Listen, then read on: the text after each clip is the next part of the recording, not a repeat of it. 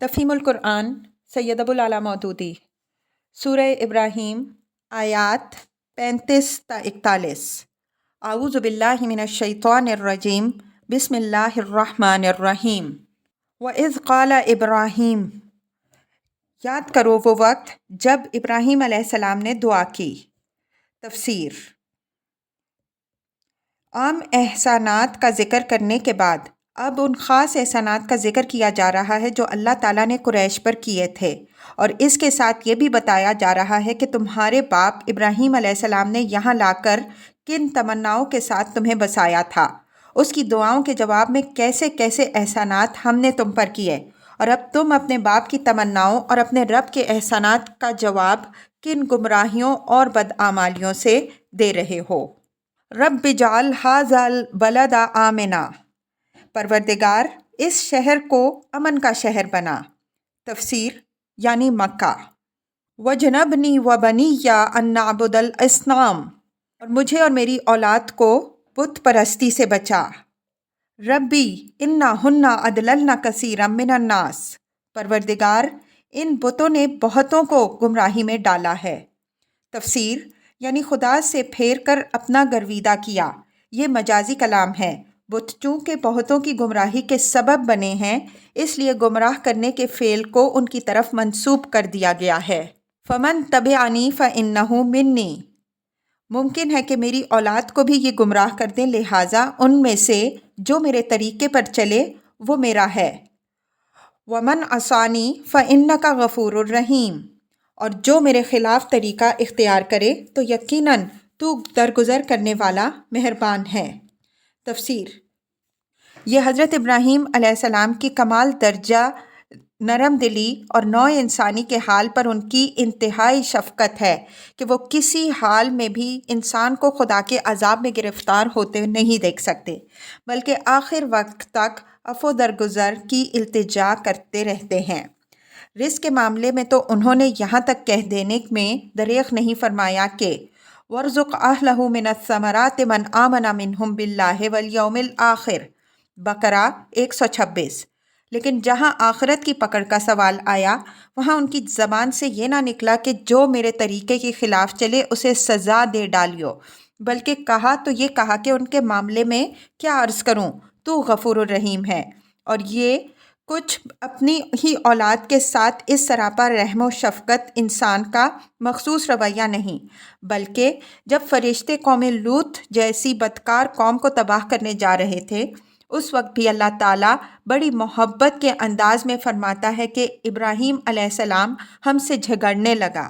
ہود 74۔ یہاں حال حضرت عیسیٰ علیہ السلام کا ہے کہ جب اللہ تعالیٰ ان کے رو در رو عیسائیوں کی گمراہی ثابت کر دیتا ہے تو وہ عرض کرتے ہیں کہ اگر حضور ان کو سزا دیں تو یہ آپ کے بندے ہیں، اور اگر معاف کر دیں تو آپ بالادست اور حکیم ہیں۔ مائدہ 118۔ ربنا انی اسکنت من ذریتی بواد غیر ذی زرع عند بیتک المحرم، پروردگار میں نے ایک بے آب و گیاہ وادی میں اپنی اولاد کے ایک حصے کو تیرے محترم گھر کے پاس لا بسایا ہے۔ ربنا لیقیموا الصلاۃ، پروردگار یہ میں نے اس لیے کیا کہ یہ لوگ یہاں نماز قائم کریں۔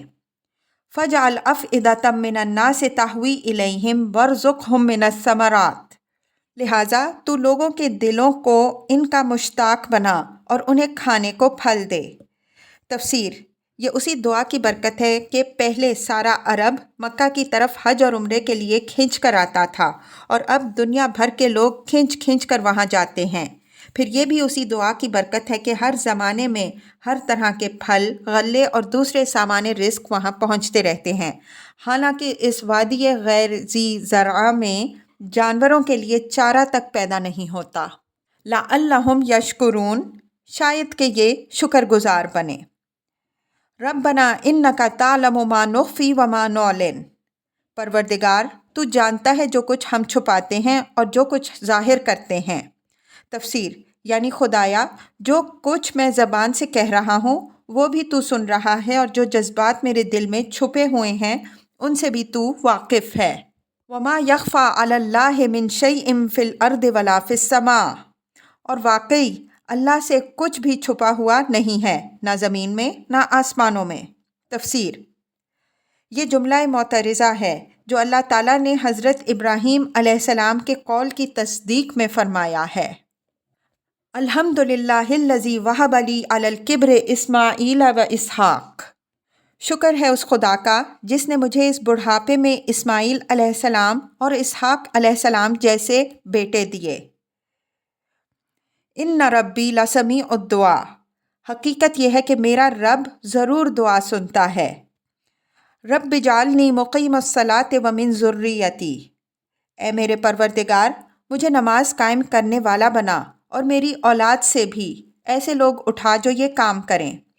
ربنا وتقبل دعا۔ پروردگار میری دعا قبول کر۔ ربنا اغفر لی ولوالدی وللمؤمنین یوم یقوم الحساب۔ پروردگار مجھے اور میرے والدین کو اور سب ایمان لانے والوں کو اس دن معاف کر دیجیو جب کہ حساب قائم ہوگا۔ تفسیر: حضرت ابراہیم علیہ السلام نے اس دعائے مغفرت میں اپنے باپ کو اس وعدے کی بنا پر شریک کر لیا تھا جو انہوں نے وطن سے نکلتے وقت کیا تھا کہ سأستغفر لک ربی، مریم 47۔ مگر جب بعد میں انہیں احساس ہوا کہ وہ تو اللہ کا دشمن تھا تو انہوں نے اس سے صاف تبرئہ فرما دی۔ توبہ 114۔